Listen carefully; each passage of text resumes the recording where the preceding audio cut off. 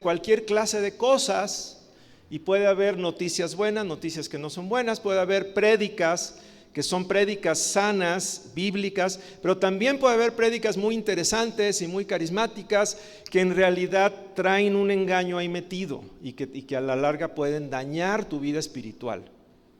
Por eso el tema de hoy es cómo evitar ser engañados con la misma Biblia. La Biblia es la palabra de Dios. Correctamente interpretada y bajo la unción del Espíritu Santo o acompañada por la obra del Espíritu Santo, es la que nos hizo nacer de nuevo. Todos nosotros nacimos espiritualmente porque escuchamos un mensaje de la palabra y eso despertó nuestro espíritu. La palabra es la que nos capacita y nos enriquece para poder crecer y madurar espiritualmente. La palabra es la espada que podemos utilizar en la guerra espiritual para derrocar y destrozar los engaños del maligno. La palabra es la que nos alienta 1001 veces, la que nos alimenta, la que nos da luz, la que es lumbrera para nuestro camino, la que nos da consejos para la familia, la que nos da consejos para las finanzas, la que es la consejera de Dios. O sea, la palabra es maravillosa. Pero necesitamos reconocer que también Satanás utilizó la palabra para tentar a Jesús. ¿Sí o no? Lo que estoy diciendo es verdad. No, Satanás le dijo a Jesús: pues aviéntate del templo, pues porque escrito está, Dios mandará a sus ángeles a que te cuiden. Le citó la Biblia. Y era una tentación. Usó la Biblia fuera de contexto para hacer que Jesús hiciera algo que no debía hacer. Entonces también puede ser que el enemigo venga a nuestras vidas y usando la Biblia misma como excusa nos lleve a hacer algo que está mal.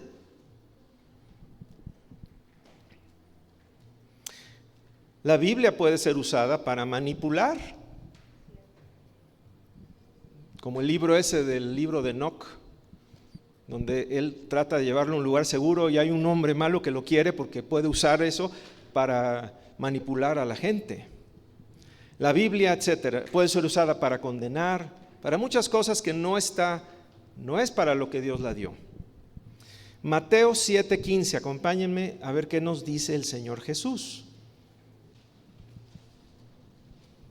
Platicaba esta semana con una persona que me decía, me pasaron un mensaje en YouTube, creo un video, dice que me dijo esta persona: si yo no conociera las Escrituras, me hubiera ido con la finta. Entonces a veces hay mensajes muy atractivos, pero pues abusado, ¿no? La Biblia dice también que los ángeles de Satanás se disfrazan como ángeles de luz. Entonces Satanás nunca va a llegar con cola y cuernos. Satanás va a llegar de una manera hermosa a tu vida. O sea, normalmente la tentación va a venir vestida muy atractiva. ¿Sí?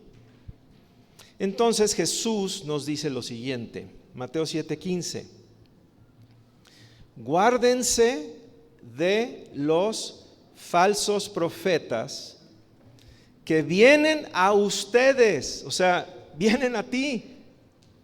Pueden poner un algoritmo, pueden poner un anuncio, o sea, pueden ver la manera de venir a ti. Guárdense de los falsos profetas que vienen a ustedes vestidos de ovejas, o sea, no trae un letrero que dice falso profeta. Viene de una manera que te genera confianza. Pero por dentro son lobos rapaces. O sea, un lobo que intenta hacer, cazar a la oveja, comer a la oveja, aprovecharse de la oveja para su beneficio. Esta advertencia que aquí Jesús pone se empieza a repetir muchas veces a lo largo de la Escritura. Y ya no vamos a leer los textos, pero si te vas a Mateo capítulo 24, cuando vienen las señales de los últimos tiempos, Jesús vuelve a insistir en este punto, donde dice el verso 4 y 5, miren que nadie los engañe. Vendrán muchos en mi nombre, o sea, en mi nombre, diciendo yo soy el Cristo, y a muchos engañarán. En el verso 11 también nos dice, muchos falsos profetas se levantarán y engañarán a muchos. Entonces, muchos falsos profetas y mucha gente engañada. Entonces, no necesariamente multitudes, no necesariamente popularidad es el sello de que a esta persona es de confiar. Hay que tener muy buen discernimiento el día de hoy, y es lo que yo quiero que hoy podamos, con la ayuda de Dios, trabajar. ¿Ok? No para que nos encerremos a no escuchar nada, porque hay muy buenas cosas que están disponibles, pero para poder tener un filtro que nos permita decir esto no. ¿Están conmigo? 2 Corintios 11, también el apóstol Pablo habla de esto. Si quieren, 2 Corintios 11, del 13 al 15.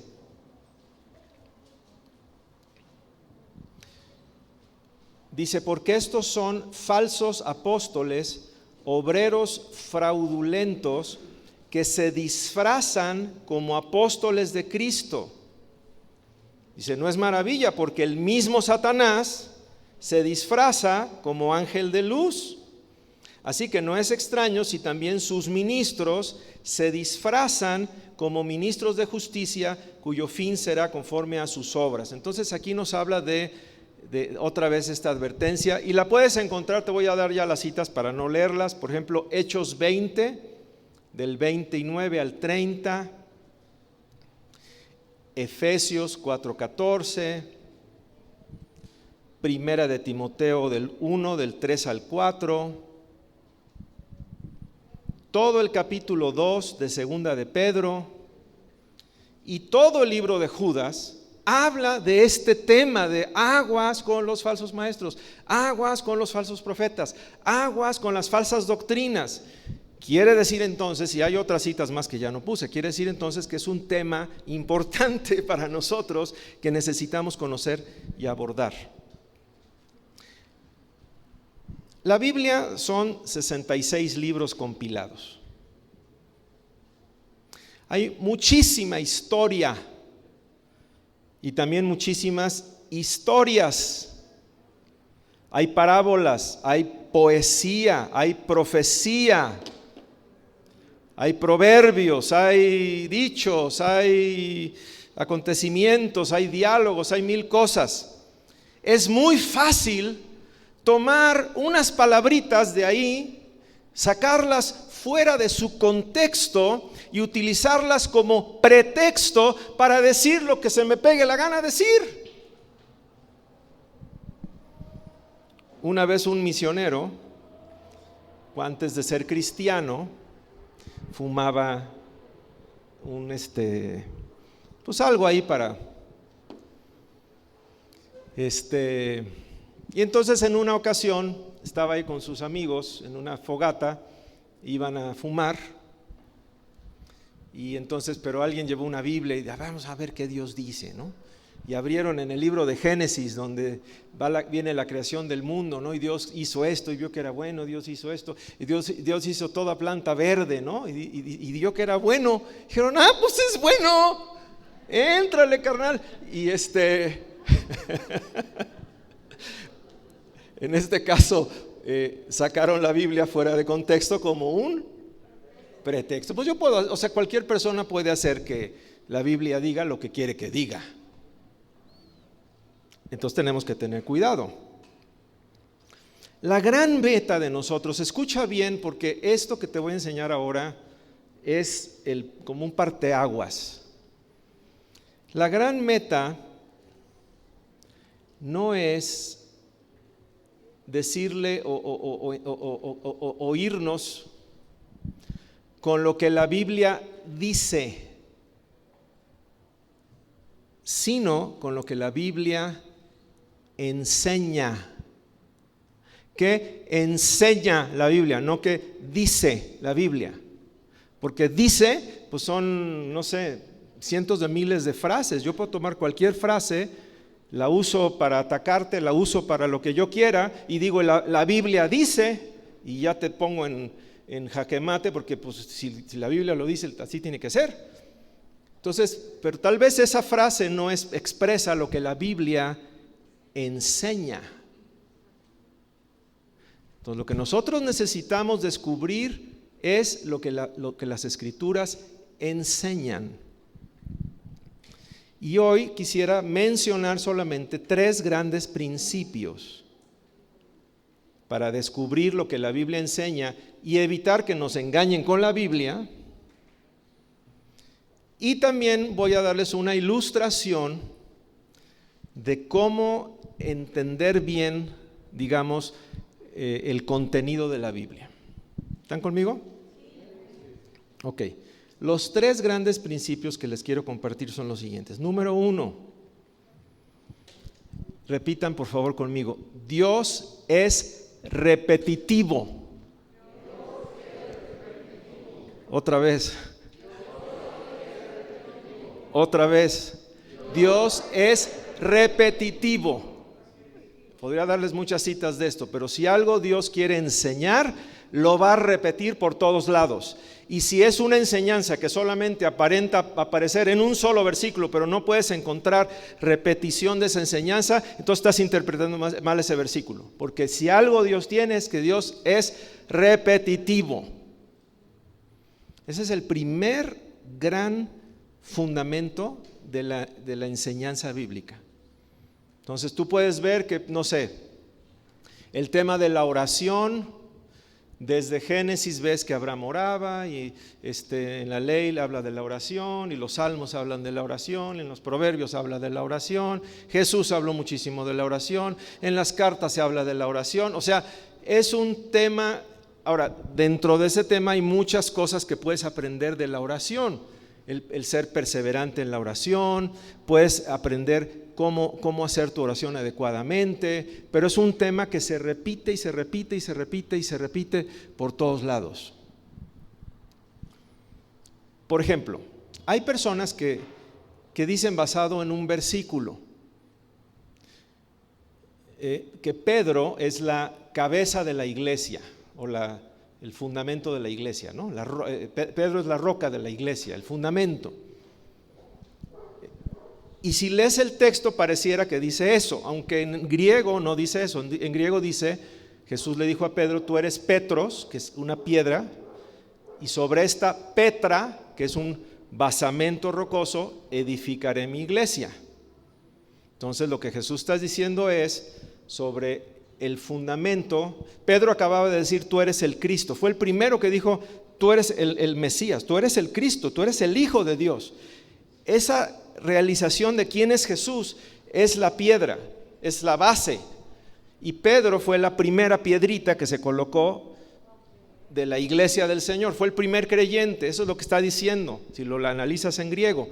Pero no tienes que analizarlo en griego para llegar a esa conclusión. Si lees el resto de las escrituras, puedes ver que Pablo y Pedro mismo dicen, y él es el fundamento, ¿no? El fundamento es Cristo. Y hablan muchos pasajes que Jesús es el fundamento de su iglesia. Además de eso, si empiezas a ver la historia de la iglesia, te vas a dar cuenta que había muchos líderes y que Pedro nunca lo ves en el libro de los Hechos como si fuera, digamos, el nuevo Jesús. Incluso a veces se peleó Pedro con Pablo. Pablo tuvo que regañar a Pedro porque lo que estaba diciendo, lo que estaba haciendo no estaba bien, etcétera, etcétera. Entonces, la enseñanza bíblica es que Jesús es el fundamento, y el entendimiento de la persona de Jesús es la roca de la verdadera iglesia de Jesús, que no tiene dirección en cierto país, ni mucho menos. Es una iglesia universal que está conformada por los verdaderos creyentes. ¿Vamos bien? Pero podemos tomar un versículo y pues la Biblia dice, y de ahí derivarlo a otras cosas que se salen completamente de la enseñanza de la Biblia. ¿Estamos bien? Entonces, ¿cuál es el primer gran principio que necesitamos tener en cuenta? Entonces, esto que está diciendo este orador lo puedo encontrar repetido muchas veces en la Biblia de diferentes maneras, pero ¿es algo que se repite mucho en la Biblia o es algo que nada más dice acá? Por ejemplo, les voy a dar otro ejemplo de cosas que he visto en mi recorrido como pastor. Una vez una señora vino: oiga, pastor, fíjese que estoy en una nueva terapia para curar no sé qué cosa, en la cual yo bebo mi propia orina. Ay, nada más de que me lo contó, sí sentí un poquito de náuseas, porque ya lo hacía como una cuestión terapéutica de, no sé, colectar su propio y bebérsela, ¿no? Y es que me dijeron, pastor, que eso está en la Biblia.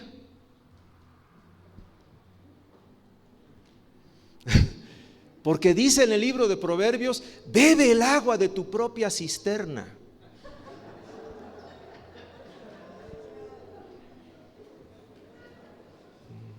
Ok, Proverbios dice: bebe el agua de tu propia cisterna. ¿Eso significa bébete tu orina? Es que la cisterna es la orina, pastor, la vejiga. A ver, en primer lugar, el contexto de Proverbios está hablando de la mujer que amas y de que no seas infiel a tu esposa, que no andes regando aguas por todos lados y que conserves esa cisterna que es tu propia capacidad de amar para tu propia esposa y no desperdicies el agua dándosela a otras personas que no es la mujer que Dios tiene para ti. Ese es el contexto de ese versículo. Y la Biblia nunca enseña que te bebas tu propia orina, o sea, no sé si me explico. Entonces, ¿ves cómo alguien puede utilizar una frasecita de la Biblia y está en la Biblia? Sí, la Biblia va a estar, o sea, con tantas palabras que hay en la Biblia podemos hacer que esté todo lo que queramos. Y ya si me salen otros ejemplos se los doy, pero bueno. Otro principio es que las enseñanzas bíblicas muchas veces se van desarrollando. Entonces empiezan de una manera más pequeña y luego se van como aclarando. Por ejemplo, el sacrificio de Jesús por nosotros, por nuestros pecados. Esa enseñanza, ¿dónde empezó? Empezó desde el principio, cuando Dios instituye la ley.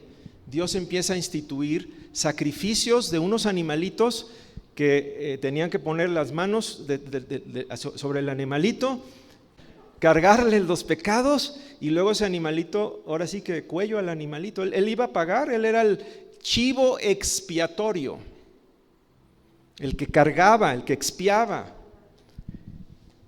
Entonces hay un principio ahí de que, oye, el pecado alguien lo tiene que pagar, pero esa enseñanza nos queda para que después venga Jesús y muera por nosotros. Y entonces nos enseñan los apóstoles, Él era el Cordero de Dios que cargó sobre sí el pecado de todos nosotros. Él fue el chivo expiatorio, sobre Él cayó nuestro castigo. Es una enseñanza que se va desarrollando. Entonces, si tú nada más llegas a, mira, mataban un chivito, pues tráete un chivito, carnal, porque aquí dice que mataban al chivito, espérate tantito. Es que esa enseñanza va a avanzar hacia llevarte al sacrificio de Jesús. ¿Vamos bien? Y el tercer y último principio que les quiero comentar es el siguiente, que es también fundamental. Las palabras de Jesús, las enseñanzas de Jesús son la llave para entender toda la Biblia. Si no tienes esa llave, realmente no vas a poder comprender las Escrituras. Por eso hay judíos que tienen el Antiguo Testamento y no comprenden y no ven porque no tienen la llave que es Jesús, sus enseñanzas. En Efesios 2:20, si me acompañan, agradezco su paciencia y su atención. Estos fundamentos pueden realmente darte una muy buena perspectiva. Efesios 2:20 dice que estamos edificados sobre el fundamento de los apóstoles y profetas. Entonces aquí dice que estamos edificados sobre un fundamento. ¿Cuál es el fundamento que dice aquí? En lo que acabamos de leer. ¿Están conmigo? Es que hablan, pero como tienen el cubrebocas, dicen.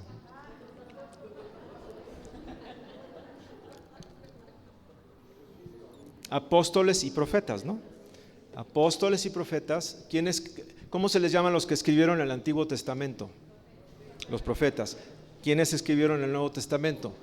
Los apóstoles. Nuestro fundamento es el Antiguo y el Nuevo Testamento. Pero fíjate lo que dice acá. Siendo la principal piedra del ángulo, Jesucristo mismo. Entonces, cuando iban a edificar una casa, lo primero que tenían era la piedra angular, era lo primero que ponían, y todo lo demás, todas las demás piedras las tenían que poner alineadas a la piedra angular. La piedra angular le daba forma al resto del cimiento, de la cimentación. Entonces nuestra base es la Biblia, el Antiguo y Nuevo Testamento, pero la piedra del ángulo, la que le da la forma a la Biblia, es Jesús mismo. Muchas sospechas, muchas malas ideas, muchas cosas que hacen que la gente esté en paranoia, muchas cosas que meten a la gente en este estado mental tan desagradable que está descrito aquí, de pleito, de sospecha, de no sé qué, de no sé cuánto, de no sé qué. ¿De dónde viene eso? De personas que están enseñando algo distinto. ¿Distinto a qué? A las sanas palabras del Señor Jesucristo. Tal vez te traigan una enseñanza del Antiguo Testamento, tal vez te traigan una enseñanza incluso de la Biblia, pero no está ajustada al Señor Jesucristo, y esa enseñanza va a generar una destrucción. Esta palabra que dice aquí en la Reina Valera no se conforma a las sanas palabras del Señor Jesucristo, dice, no toma la forma. Todo lo que tú enseñes, todo lo que tú te enseñen de la Biblia, tiene que poder estar empatado con lo que Jesús enseñó. Tiene que encajar con lo que Jesús enseñó. Si no encaja con lo que Jesús enseñó, deséchalo. Te va a traer una cosa negativa. Yo me acuerdo alguna vez haber ido a una iglesia en otro país donde estaban obsesionados con la vestimenta de las mujeres, pero obsesionados. O sea, era como la iglesia de cómo deben vestirse las mujeres, y que con falda, y que con no sé qué, y que con sin aretes, y que con no sé qué, pero que Dios mío, yo llevaba tirantes ese día, y hasta dije, mejor no va a ser que me critiquen por los tirantes. O sea, qué horrible ambiente. Tú te imaginas a Jesús, a ver, lee toda la vida de Jesús, y tú te imaginas a Jesús, cuidado con lo que estás vistiendo, o sea, tú quítate los aretes, porque tú eres la barba es de, o sea, ¿de dónde sacaron eso? No tiene nada que ver con el Señor Jesucristo. No tiene nada que ver con Jesús. Si alguno enseña otra cosa, está delirando, y va a provocar todas esas tonterías. Y aparte te vas a sentir con una revelación muy superior, porque Dios te mostró que las mujeres y que la fregada. Si no lo mostró Jesús encarnado, Dios, me puedes decir que te lo mostró el ángel Gabriel, yo le creo mucho más a Jesús que a lo que tú dices que Dios te mostró. Jesús es el Hijo de Dios, Jesús es Emmanuel, Dios con nosotros. El que me ha visto a mí, ha visto al Padre. Lo que no pasa el filtro de Jesús, vete a la fregada, porque eso no es la iglesia de Jesús. ¿Estamos bien? Bueno, lo de vete así a la fregada tampoco, pero o sí.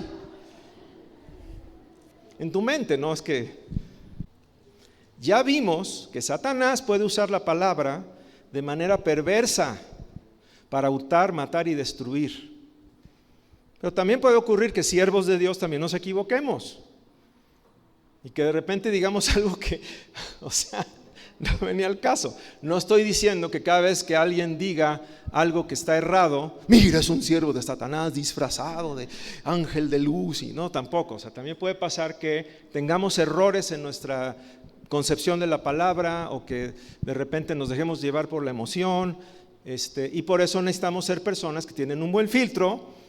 Y hay gente que tiene buen fruto, pero sí de repente puede decir algo que, ay, eso como que no lo vas tampoco a descartar, porque es una persona cuyo fruto lo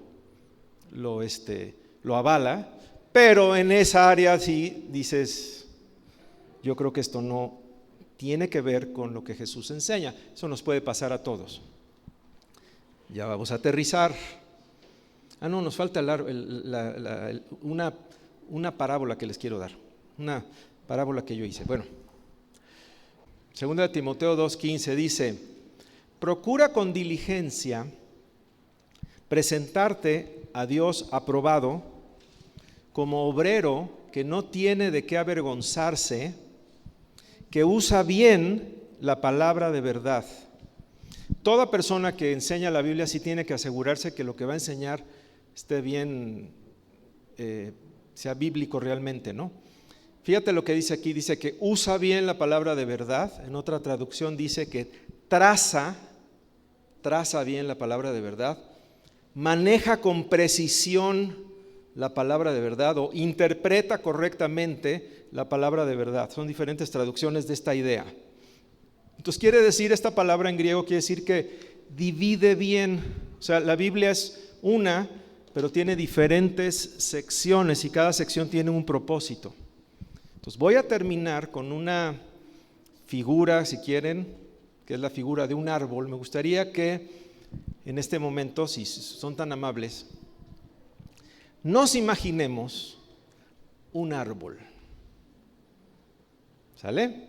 Un árbol con su gran tronco, un árbol con sus raíces, con sus ramas, con sus hojitas y flores. ¿Ya pueden imaginarse ese árbol del que les estoy hablando? ¿Sí? Bueno, quisiera hablar de ciertos elementos de ese árbol que nos pueden ayudar a trazar correctamente la Biblia. Lo primero es el tronco del árbol. Quiero empezar con el tronco del árbol. Ese tronco yo lo voy a asemejar o voy a decir que representan las enseñanzas de Jesús. ¿Dónde están las enseñanzas de Jesús en la Biblia? Cuando Dios hizo hombre y en la persona de Jesús Él le enseñó, ¿dónde están? Los evangelios, Mateo, Marcos, Lucas, Juan. También en los primeros capítulos del Apocalipsis escribe estas cartas y Jesús manda unas cartas. También al principio del libro de los Hechos. Ahí están las palabras de Jesús. Dentro de la Biblia vamos a decir que ese es el tronco. Si tú vas a construir una casa, ¿qué parte del árbol usarías? El tronco. El tronco es, digamos que ahí está la madera con la que podemos construir. Es el centro del árbol. Y las palabras de Jesús son el centro de la Biblia. De hecho, están al centro de la Biblia. Está el Antiguo Testamento, luego vienen las palabras de Jesús y luego vienen ya los escritos de los apóstoles. No, sí les iba a dar más versículos, es que pensé que ya no, pero bueno, Hebreos 1 del 1 al 2, se los voy a decir de memoria, dice que Dios habló en otro tiempo a su pueblo de muchas veces y de muchas maneras a través de los profetas.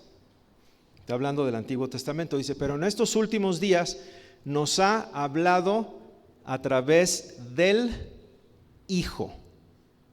Entonces Jesús es el campeonazo hacia quien apuntan Moisés y David y todos los profetas del Antiguo Testamento, Isaías, todos están apuntando hacia el verdadero campeonazo que es Jesús. Mateo 17:5, cuando están en la transfiguración, están Moisés y Elías, que representan la ley y los profetas, o sea el Antiguo Testamento, y está Jesús. Y estando la ley y los profetas y Jesús, Dios dice desde una nube, ese es mi Hijo amado, a Él escuchen. Entonces la ley y los profetas, su papel fue llevarnos hacia Jesús. Ya habiendo venido Jesús, al que tenemos que poner más atención es a Jesús. ¿Estamos bien? ¿Vamos bien en eso? Mateo 7:24, al final dice Jesús, el que escucha mis palabras y las hace, será un hombre prudente que edificó su casa sobre la roca. Y en la Gran Comisión, Mateo 28, 19 al 20, no dice vayan y hagan buenos miembros de congregaciones, o no dice vayan, dice vayan y hagan discípulos, y dice enséñenles a guardar todo lo que yo mandé. El enfoque de un discipulado es poder entender, bien, qué buen arbolito, poder entender y practicar las enseñanzas de Jesús. Ese es el centro de un discipulado. ¿Vamos bien? Juan 15:7 habla del que permanece en mis palabras, y mis palabras permanecen en él, pida todo lo que quiere, le será hecho. Mis palabras. Y por último, Colosenses 3:16 dice, mantengan vívidas en su memoria las enseñanzas de Cristo. Si yo te preguntara ahorita, a ver, dime unas 5 o 6 parábolas de Jesús, dime unos 7 u 8 dichos de Jesús, dime unas 6 o 7 preguntas que haya hecho Jesús, y creo que es importante que todos nosotros podamos tener vívidas las enseñanzas maravillosas de Jesús. Dice, mantengan en su memoria las enseñanzas de Cristo en toda su abundancia.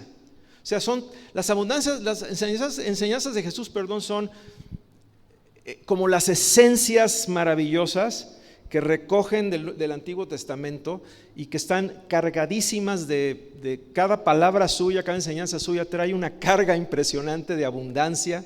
Dice, y enséñense y aconséjense unos a otros con toda sabiduría. Transmítanlas a otros, multiplicadores. O sea, hay que compartir el evangelio. ¿Cómo? Pues puedes usar salmos, canciones, pero canciones de la palabra de Cristo sería lo ideal. Himnos y cánticos espirituales elevados al Señor con corazones agradecidos. Las palabras de Jesús las podemos encontrar, ya vimos dónde. Perfecto. Número 2, el árbol tiene una raíz. Ese tronco no nació de la nada, trae una raíz. ¿Cuál es obviamente la raíz de ese árbol? El Antiguo Testamento. Todo lo que Jesús enseñó nace del Antiguo Testamento. El único Jesús que dijo esto sí es nuevo, es ámense como yo los amé. Ese es el mandamiento nuevo, es el único nuevo que dio, porque el mandamiento original era ama al otro como a ti mismo. O sea, la medida de cómo amas es cómo te gustaría que Él te tratara a ti. Jesús dice, ahora se las voy a poner un poquito diferente, mejor sigue mi ejemplo y ámalo como yo. Esa es la única cosa que Jesús dijo nueva. Todo lo demás Jesús está arraigado en el Antiguo Testamento. Entonces, cuando tú ves las abundantes y preciosas enseñanzas de Jesús, puedes ver la historia que hay detrás de ellas y ver todo 1500 años de revelación que culminan en un dicho, ¡pah! Dad y se os dará, por ejemplo, es un dicho, ¡pah! Y te ves todas las referencias y las historias de cómo daban y de cómo no sé qué, no sé si, pedid y se os dará, ¡pah! Y ves toda una historia de oraciones contestadas y de enseñanza. No sé si me explico, o sea, todo eso nace de ahí. El árbol número 3 tiene tronco, tiene raíces. ¿Qué sigue? Pues las ramas, ¿no? Yo quiero decir que las ramas representan las enseñanzas de los apóstoles que vemos registradas en el libro de los Hechos y las diferentes cartas del Nuevo Testamento. Pero esto es también muy importante, todo lo que los apóstoles están enseñando sale del tronco. No es que ya el tronco fue una época y ahora es otra época, no, sale del tronco. Y si tú agarras una rama y la cortas del tronco, esa rama está seca.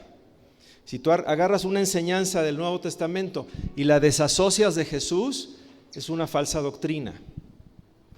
Como ya es por fe la salvación y por gracia, algunos llegan al extremo de decir, pues ya no importa realmente lo que hagas porque ya Dios no te ve a ti, ve a Jesús. Y pues ahora sí que pécale libremente porque ya estamos por la gracia, porque es por gracia, no es por obras. Entonces, no sé si me explico. Y lo sacan, lo desasocian de Jesús y caen en una aberración. Entonces, Jesús perdonó nuestros pecados y en Él tenemos la savia para vivir una vida distinta, pero una vida como lo que Jesús dijo, ¿no? De humildad, de santidad, en Él, en su gracia. ¿Vamos bien?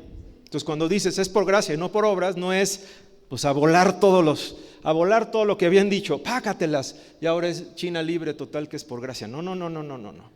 Esa rama ya se separó del tronco. ¿Vamos bien? Vamos avanzando. Ya vimos tronco, raíz, ramas, las hojitas. Yo ahí diría que las hojitas son como la manera en que los diferentes creyentes aplicamos las enseñanzas. Entonces, de esa vida de la Biblia, padrísima, Isa dice, Dios me mostró que yo no sé qué, y dices, wow, y fui, le hice unas galletitas a mi vecina porque Dios me dijo que la cuidara de ella y entonces ves una flor, ves el fruto de toda esa vida, cómo tú lo aplicas, que puede ser distinto a como tú lo aplicas, que puede ser distinto como tú lo aplicas, que puede ser distinto como tú lo aplicas. Vienen esas flores y esas hojitas, ese fruto de esa vida. El problema es que Isa enseñe que todos tenemos que hacerle galletitas a la vecina, porque y entonces lo que Dios le mostró a Isa ya no es de inspiración, ya es porque así tiene que ser. Y yo oro de 4 a 6 de la mañana, y si alguien de veras se llama cristiano, debería orar de 4 a 6 de la mañana, si no, ni cristiano se debería llamar. Y yo hago esto y el otro, porque a mí Dios me mostró. Para ti funciona orar de 4 a 6 de la mañana. Bien por ti. De tu vida con la palabra de Dios, ese es un fruto maravilloso. Pero eso no lo puedes imponer en mí. Que la Biblia no dice, orarás todos los días de 4 a 6 de la mañana. Llevarás las galletitas a la vecina. Harás esto y el otro. Eso no lo dice la Biblia ni lo enseña. Esa es la aplicación tuya, que es maravillosa y que nos puede inspirar. Y a lo mejor digo yo no de 4 a 6, pero de 4 a 4, 20 o de 20 para las 6 a las 6, y me inspiro. Y entonces es como un tecito, ¿no? De las hojas puedes hacer té, el fruto, eso nos enriquece y nos alimenta. ¿Vamos bien? Bueno, ya está el árbol.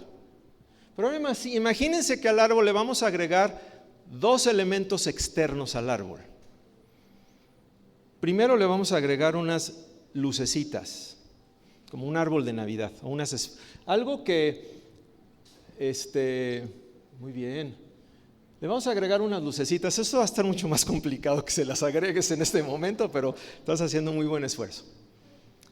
Porque tú quieres que el árbol sea atractivo y que la gente diga, mira ese árbol, a ver qué onda. Esas lucecitas no son parte del árbol, son externas, pero sirven para que gente le interese el árbol. ¿Cuáles pueden ser ejemplos de esas lucecitas? Vamos a dar una plática sobre matrimonios y das principios a lo mejor de psicología, de no sé qué, y das principios bíblicos, porque puedes usar eso no sé si me explico.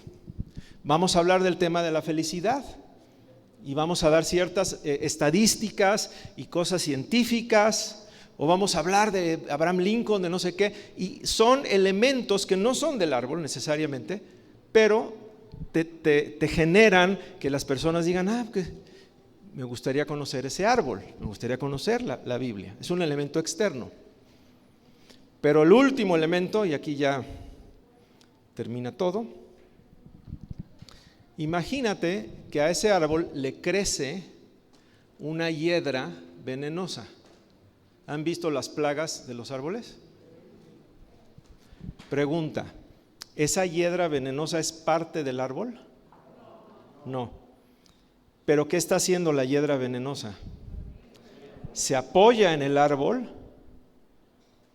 para envenenar. Entonces también eso representa que algunas personas, utilizando la Biblia, o sea, apoyadas en el árbol, te están dando un veneno. Y a lo mejor la hiedra puede estar muy bonita, pero no es el árbol, ni tiene nada que ver con el árbol.